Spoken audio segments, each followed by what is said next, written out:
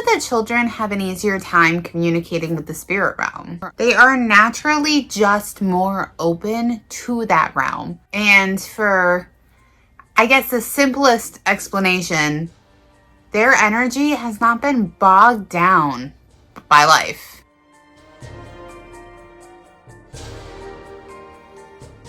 Hey guys, welcome back. If you're new to my channel or simply not yet subscribed, my name's Brittany. Definitely make sure to hit that subscribe button and make sure the bell's on. That way you're notified every single time I post. Like I was saying, it's very common for children to see spirits. But oftentimes, life kind of gets in the way and they become, I guess, just where they don't really see them anymore. Kind of where imaginary friends often come into play. But for some people, the gift stays for their entire life. And that can be said for one girl in particular, Heidi Wyrick. Horrible pronunciation. Heidi had moved to Ellerslie, Georgia in February 1989 at the age of 3. It was shortly after they moved in, and it kind of seems like Heidi was playing outside by herself, which wasn't uncommon for the time.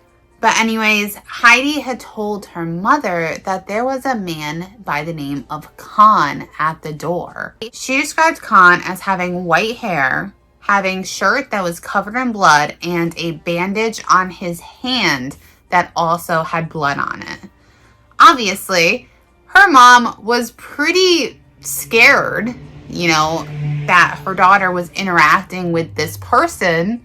And she actually thought that the man was trying to kidnap her daughter. So she brought Heidi in, she locked the doors, she grabbed a butcher knife from the kitchen, and she called her husband to come home. When her husband, Andy, had gotten home, they went and they took a drive and went all through the neighborhood trying to find someone that would meet this Khan's description. And they came up empty-handed. Shortly after, Heidi would encounter another man. His name was Mr. Gordy. The old man would appear in the backyard every day until Heidi was 8 years old. She would sit and have conversations with Mr. Gordy, and he would take her hand and they would go swing. Now, her mom distinctly remembers hearing Heidi talking, but there was never any response. And she remembers seeing her daughter with her hand raised as if somebody was holding it, but nobody was there. At first, Lisa believed that Khan and Mr. Gordy were the same man. So she started asking everybody that they knew anything about a Khan Gordy. And it wasn't until she brought the two men who she originally thought were one man up to her sister that she started to get some answers. Her sister had actually bought the house that was right next door to them. And the house was previously owned by a man by the name of James S. Gordy.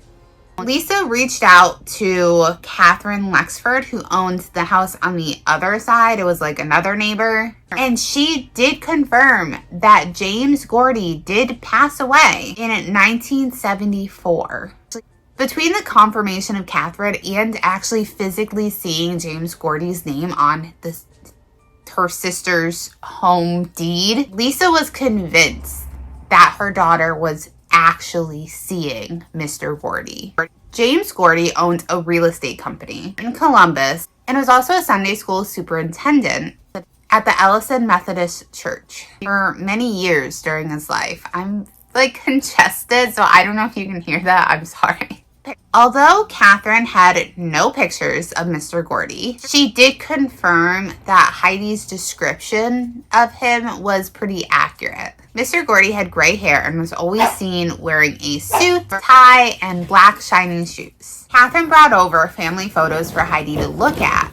And Heidi's going through them and she's not really noticing anybody. She's not recognizing anybody until she got to the bottom. At the bottom of the pile was a small little picture that Heidi recognized immediately. He had a bandage and blood on his shirt. According to Catherine, that was her uncle Lon.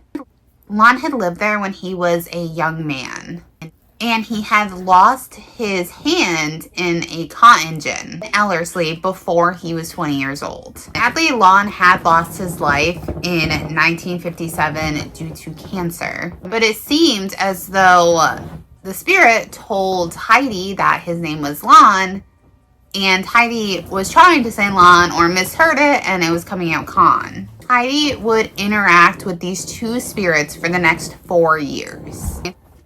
As Heidi was getting older, the spirits would start coming to her in different forms. There would be humans, animals, or even sometimes things that she couldn't quite explain. In 1993, Lisa's mother became pregnant, and that is when Heidi would encounter her first dark spirit. Heidi was never scared of any spirit that she interacted with until this one. She saw the dark figure in the hallway and became hysterical. The new spirit was frequent and sometimes violent. Heidi described this dark spirit as a dark figure having no features, just a silhouette. At first, Heidi's parents thought about moving, but then Lisa was like, Heidi has this gift. She's going to see things anywhere she goes. On February 3rd, 1994, Heidi's baby sister, Jordan, was born. 2 weeks later, things got drastically worse. Heidi had deep gashes down her face. Lisa was terrified. However, Heidi's father, Andy, didn't really think much of it. He just assumed that his daughter accidentally scratched herself. But his thought would change when 2 nights later, he woke up in searing pain. He had 3 claw marks going down his side. The following night, he went to sleep and he woke up with 3 claw marks going down his back. And then the next night, 3 claw marks down his chest. That's when Lisa and Andy had called a well-recommended parapsychologist named Dr. William Roll to investigate what was happening. Dr. William Roll stated she came up with physical descriptions and with names that she apparently could not have obtained in any ordinary way. So that immediately made me interested in the case. A couple of pictures had been found of Mr. Gordy.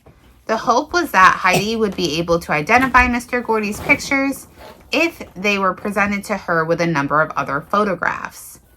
Heidi did, in fact, choose the correct picture of Mr. Gordy. Heidi has even said herself, I can sense when it's an evil presence or if it's a good presence. If I can sense evil, you wouldn't believe the feelings you can get.